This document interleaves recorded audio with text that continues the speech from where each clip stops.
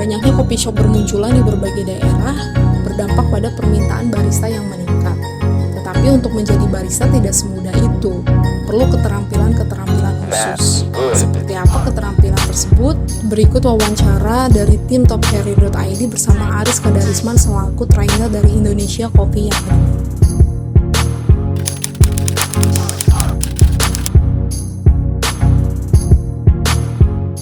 Yang pertama, jelas kita harus mengetahui mengenai kopinya sendiri. Jadi kita harus siapkan roast coffee yang tentunya kita sudah tahu profilnya. Kemudian equipment, ya contohnya mungkin kalau misalkan kita ingin buat espresso, kita membutuhkan equipment. Yang pertama ada mesin espresso, kemudian mesin grinder, kemudian barista tools. Di situ ada temper, ada knockbox, kemudian ada thermometer, ada timer, ada otomatis towel gitu ya, dan untuk time-nya juga gitu ya, dan cup otomatis. Jadi untuk brewing coffee hanya itu sih sebenarnya yang perlu disiapkan pada saat kita ingin belajar atau meracik kopi.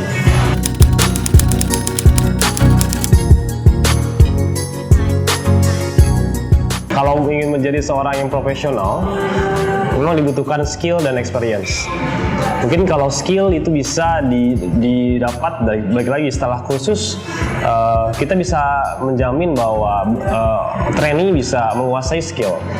Tapi kalau ingin menjadi seorang yang profesional, mungkin dibutuhkan waktu ya di atas 1 bulan lah ya. Karena kalau misalkan kita selesai kelas, tidak melakukan experience lagi, tidak melakukan lagi pembuatan dan sebagainya, itu akan kurang maksimal. Gitu. Tapi untuk menjadi seorang expert mungkin di atas 1 tahun.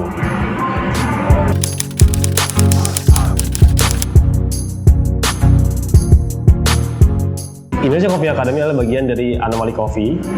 Pada saat Anomaly berdiri, kita memang tidak terlalu konsen di training. Kita fokus ke cafe.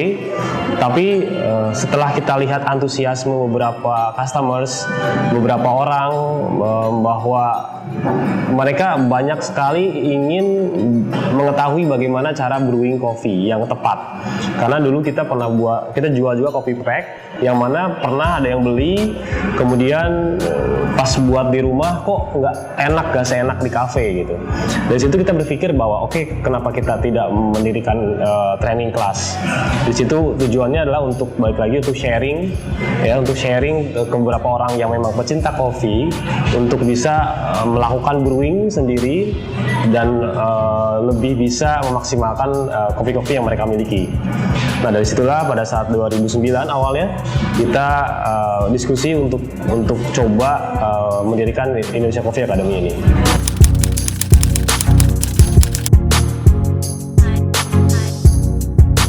Kebetulan di sini ada 5 kelas. Yang pertama ada kelas basic, kemudian kelas latte art, manual brewing, cupping, dan advance. Jadi untuk kelas basic sendiri itu akan membahas beberapa hal yang basic. Contohnya ada coffee bean knowledge. Jadi kita akan bahas mengenai pengetahuan dasar mengenai coffee bean, kemudian introduce mesin sama equipment. Jadi kita juga mengenalkan bagaimana cara mengenali equipment dalam mesin espresso, kemudian belajar bagaimana membuat espresso yang standar, sampai bisa steaming, yang mana ending produknya bisa buat cappuccino sama latte. Sedangkan kalau latte art itu dia lebih pengembangan ke pattern membuat desain atau pattern di permukaan kopi, khususnya di produk cappuccino sama latte. Jadi kita akan mengulas mengenai pendalaman steaming sama penuangan. Sedangkan manual brewing itu belajar bagaimana caranya nge-brew kopi tanpa mesin. Mungkin sekarang kopi trennya lagi ke arah sana, yang mana menyeduh black coffee menggunakan contohnya ada metode drip, ada siphon atau apa.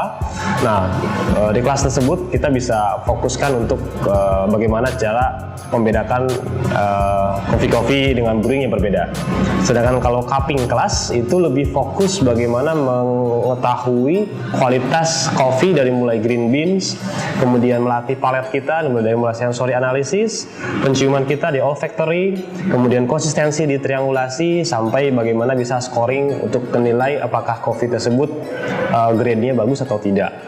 Kemudian kalau advance itu pengembangan dari basic, yang mana materinya itu include cupping, dan ada blending. Jadi di kelas advance ini itu kita bisa melakukan R&D, bisa melakukan blending sendiri, yang mana nanti blend tersebut kita trial di mesin espresso, kita buat espresso dan kita coba tes menggunakan VST, yang mana itu lebih ilmiah lagi untuk kita nilai.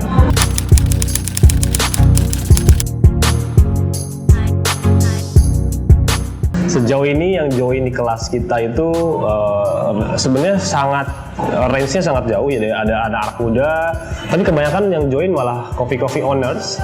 Jadi orang-orang yang memang hobi kopi, yang planning kedepannya ingin buat coffee shop. Jadi mereka ingin tahu bagaimana melakukan quality control. Jadi biar dia sebagai owner pun dia tahu bagaimana memilih kopi, membuat kopi sendiri gitu ya.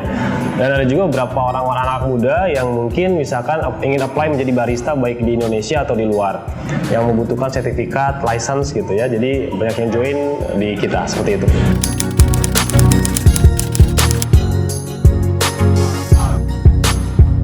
Sepengalaman kita dari mulai kita mendirikan Indonesia Coffee Academy, sejauh ini hasilnya cukup memuaskan, sehingga kita meyakini bisa di dalam durasi waktu yang 9 jam yang dibagi per harinya, per meeting-nya itu 3 jam, itu training itu bisa tahu bagaimana brewing yang standar atau brewing yang sesuai.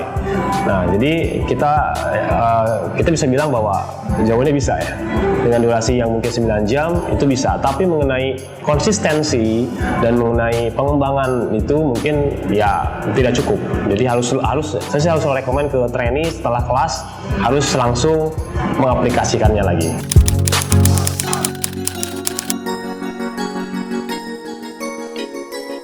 Pada saat kita ingin coba menilai karakteristik kopi, baik itu kualitasnya bagus atau tidak, itu kita harus nilai dengan cara cupping.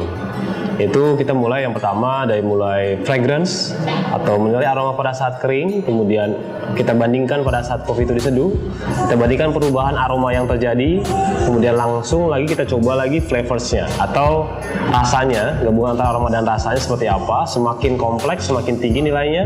Kemudian aftertaste, rasa yang tertinggal setelah kita coba kopinya, kemudian level dan karakter kualitas acidity-nya atau keasamannya, kemudian juga kita juga bisa bandingkan nilai juga tingkat bodinya atau kekentalannya.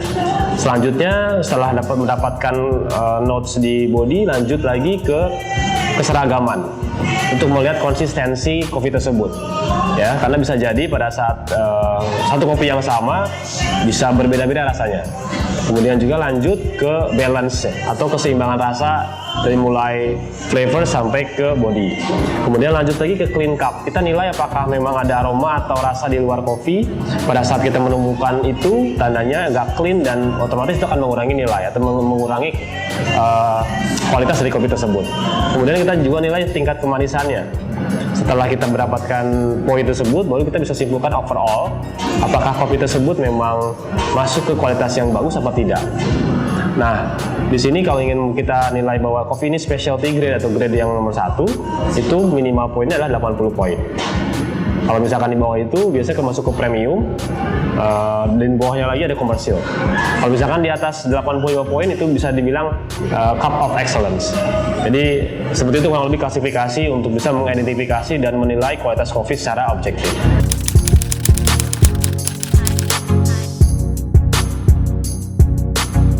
Seiring dengan coffee trend, semakin kesini kalau kita lihat datanya semakin meningkat. Jadi dilihat di sini antusiasme dari beberapa customer, beberapa orang itu sudah semakin tertarik untuk mempelajari kopi. Jadi itu bisa dilihat dari data yang kita punya bahwa setiap hari itu kalau kita bandingkan dari tahun yang kemarin itu semakin meningkat. Ya, sehingga kita pun setiap hari itu pasti ada kelas. Jadi itu membuktikan bahwa ketertarikan beberapa orang di luar sana masih tinggi ya, untuk demand-nya tinggi untuk belajar kopi.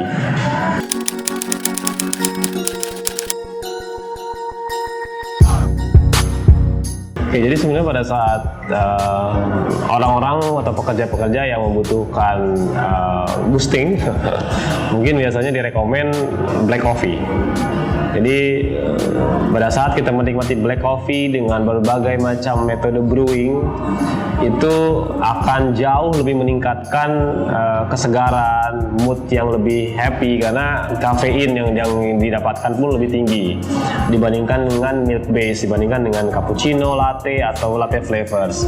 Jadi sangat direkomend pada saat kita yang membutuhkan suatu boosting atau pendorong pada saat kita bekerja, lelah bekerja, ya mungkin direkomend menikmati black coffee, apapun black coffee-nya. Ya, tapi direkomend adalah black coffee, jangan milk base, jangan kopi-kopi yang dicampur sama susu atau sama gula. Seperti itu.